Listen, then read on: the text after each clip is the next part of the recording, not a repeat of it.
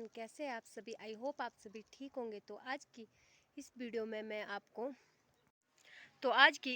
में मैं आपको मधुमक्खियाँ दिखाऊंगी कि किस तरह से हमारे गांव में मधुमक्खियों के लिए घर बना, जो अक्सर मधुमक्खी पालक होते हैं तो आपने देखा होगा वो दूर दूर से मधुमक्खी पकड़ कर लाते हैं। तो हमें इस चीज़ की ज़रूरत नहीं होती है। हम घर बनाते समय कुछ छोटे छोटे डब्बे बनाकर अपने घर में ही उसे एडजस्ट कर देते हैं। तो बाद में मधुमक्खी खुद ही हमारे घर में आवाज़ करती है, क्योंकि वो खुद ही अपने घर को ढूंढती है। तो हमारे घर में भी कुछ इस तरह से मधुमक्खियों ने मधुमक्खियाँ रहती है। तो इन साफ़ सुथरी जगह और फूलों का रस बहुत पसंद होता है। तो हमने आजकल फूलों का सीज़न, तो फूल अब ख़त्म होने वाले हैं। तो अब अगले शायद जनवरी फरवरी में जो सदाबहार फूल होते हैं वही रहते हैं आजकल। तो अब आगे शायद जनवरी फरवरी में अब नए फूल लगते हैं। तो तब तक ये तो कुछ इस तरह से ये पुराने समय में रोशनदान रखे जाते थे, तो वेंटिलेटर कहा जाता है इन्हें। तो इस तरह से रखे जाते थे। तो इसके साइड में जो आपको डब्बे डब्बे से नज़र आ रहे हैं जिसमें छोटे छोटे छेद बने हुए हैं, ये हमारे मधुमक्खियों के लिए रखे गए हैं। तो अभी इसमें मधुमक्खियाँ भी रहती है। तो ये अपने अनुसार, अगर इनको अच्छा लगे तभी ये इसमें रहती है। अगर इनको कुछ पसंद ना आए तो ये इसको अपने इस घर को छोड़ के चली भी जाती है। तो कुछ इस प्रकार से हमने बाहर से इनको बनाया होता है। तो कुछ इस तरह से ये मधुमक्खियाँ अंदर बाहर जा रही है। तो उतनी अच्छी तरह से तो दिखा नहीं पा रही हूँ।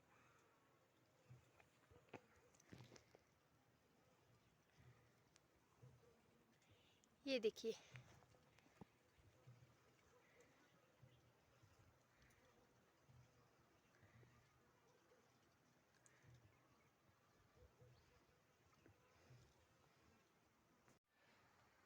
दिखाती हूँ मैं किस तरह से गांव में मधुमक्खी के शहद के छत्ते होते हैं। तो ये देखिए, ये है मधुमक्खी का छत्ता जो कुछ समय पहले निकाला था। तो इसमें मधुमक्खी ने सारा शहद खुद ही खा लिया था। तो अगर समय के अनुसार अगर इस शहद को निकाला ना जाए तो मधुमक्खी और मधुमक्खी के बच्चे इन्हें खुद ही खा लेते, शहद को खुद ही खा लेते हैं। तो कुछ इस प्रकार की सुंदर सी आकृति बनी होती है। तो इसमें इस प्रकार से छेद होते, तो इन छेदों में मधुमक्खी ने शहद डाला होता है। तो ये देखिए, ये देखिए आकृति मुझे बहुत ही पसंद आई, ऐसी वाली आकृति। देखो इतनी सी मधुमक्खी क्या क्या काम कर देती है। तो कुछ इस प्रकार से मधुमक्खी का बाहर का होता है। तो इसे गोबर से लिपा जाता है साइड से, ताकि मधुमक्खी को ठंड ना हो और गर्माहट बनी रहे, यहाँ से हवा ना जाए। तो इसलिए इसे गोबर से लिपा जाता है। तो इसे घर बनाते समय ही इस तरह से एडजस्ट किया जाता है। तो चलिए दिखाती हूँ इसके अंदर का व्यू किस तरह से है। तो ये देखिए, इसमें भी मधुमक्खियाँ हैं। तो आगे आगे वाले छत्ते में शायद मधुमक्खियाँ ज़्यादा है। तो इसमें कुछ इस प्रकार से है। उतनी अच्छी तरह से तो आ नहीं रहा है। ये देखिए,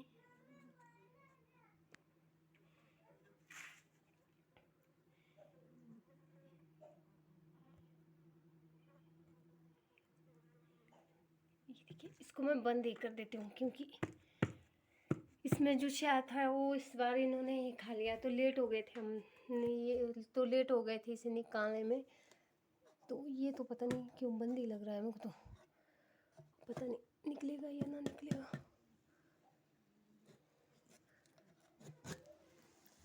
ओ नो, ये देखिए, इसमें बहुत ही अच्छी तरह से ये देखिए मधुमक्खियाँ किस प्रकार से है। तो ये भी मुझे खाली ही लग रहा है, शायद खाली है। तो अभी इन्हें जब मर्जी निकालते नहीं हैं। तो इस तरह से मधुमक्खियाँ, तो मैं बंद कर देती हूँ। यहाँ से मधुमक्खियाँ आ रही है बाहर को, तो मैं बंद करके रखती हूँ।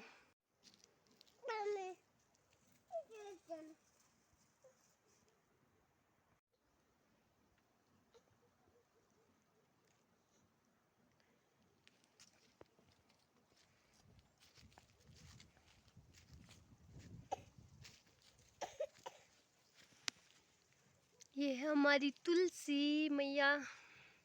तो यहाँ पर ये बहुत ही अच्छी तरह से फैल गई हैं, देखिए। तो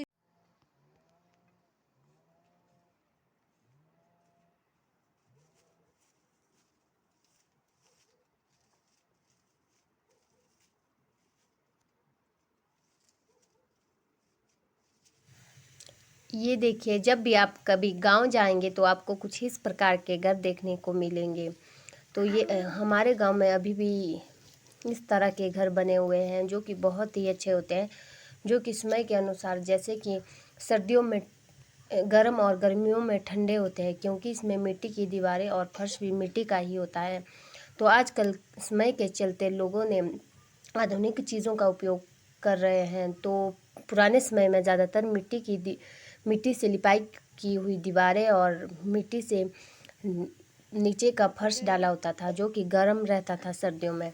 और गर्म अगर आप भी कभी कुल्लू मनाली आए तो हमारे इस तरह के घरों में विज़िट करना ना भूलें। तो कुल्लू मनाली में कई जगहों पर इस तरह के घर में विज़िट करने को आपको मिलेगा, ये तो देखिए जिससे कुछ कि इस तरह आपको से गांव हमारे वाली गांव में फीलिंग आएगी। बंदरों और जानवरों से अपने साल भर की मेहनत को बचाने के लिए इस तरह से सेफ्टी की जाती है। इस तरह से तारे लगा के बहुत अच्छी तरह से बंद कर दिया है, ताकि हमारे फसल को कोई भी जानवर खराब ना करे। तो यहाँ पर ज़्यादातर बंदर होते हैं, तो बंदरों से अपनी फसल को बचाने के लिए इस तरह से पूरे एरिया में तारें लगा दी है।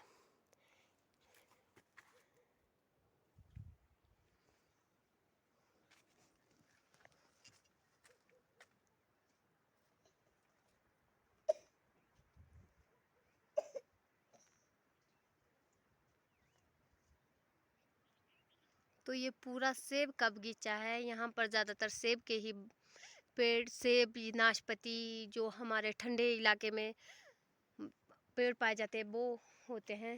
तो ये है हमारा जो बिल्कुल ग्रीन दिखाई दे रहा है, ये हमारे पाजे का पेड़ है।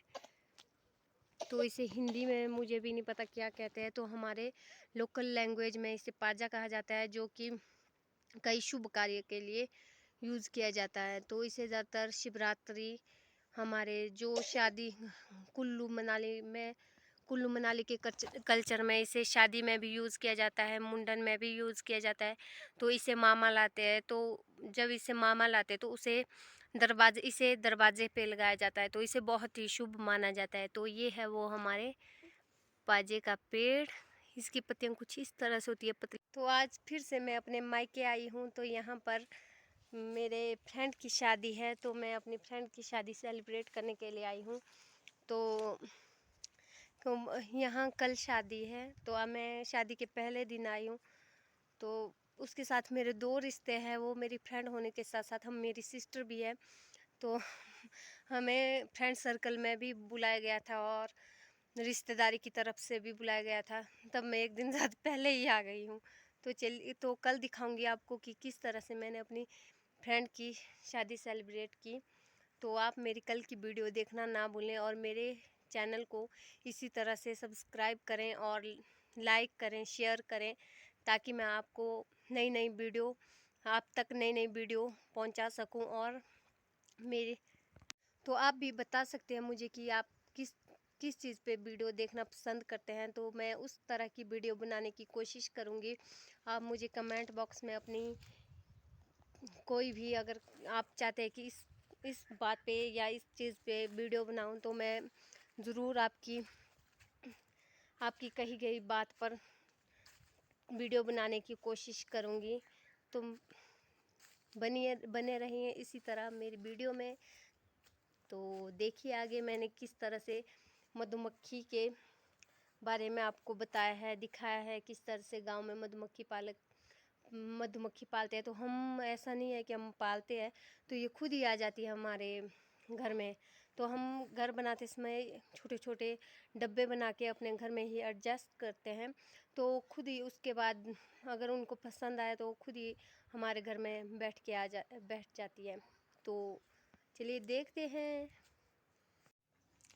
तो चलिए दिखाती हूँ मैं आपको सर्दियों के लिए कुछ इस प्रकार का तंदूर, जो आपने शायद ही देखा होगा। तो ये कुछ इस प्रकार का है। तो ये बहुत ही बड़ा है, यहाँ देखिए।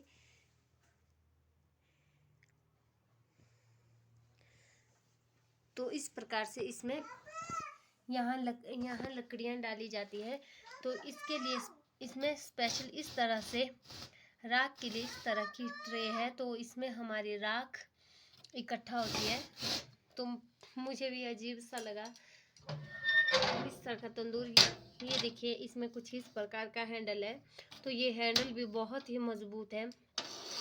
इस प्रकार से इसमें निकालने के लिए दरवाजे से लगे हैं आवाज आने के लिए शायद। तो ये देखिए, तो ये इसमें ये भी है। ये तो जाम हो गया, पता नहीं निकालते नहीं होंगे शायद। तो इसे हम पूरा अलग भी कर सकते हैं। इसमें इस प्रकार के नट्स लगे हैं। तो इसे हम ऊपर की तरफ खींचकर इसे निकाल भी सकते हैं। तो इसके अंदर इस साइड को ईंटें लगती है चारों तरफ से, तब जिसके कारण ये पूरे शाम से सुबह तक गर्म रहता है। तो कुछ इस प्रकार का तंदूर है। तो आप प्लीज़ बताना आपको ये तंदूर कैसा लगा।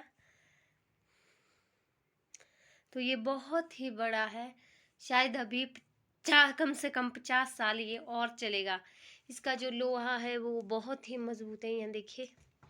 तो ये कम से कम उठाने के, अगर आप इसका वेट करेंगे तो ये 50 किलो से ज़्यादा ही है। जो इसके सामान के साथ 50 किलो से ज़्यादा ही है। तो कुछ इस प्रकार का है, ये देखिए।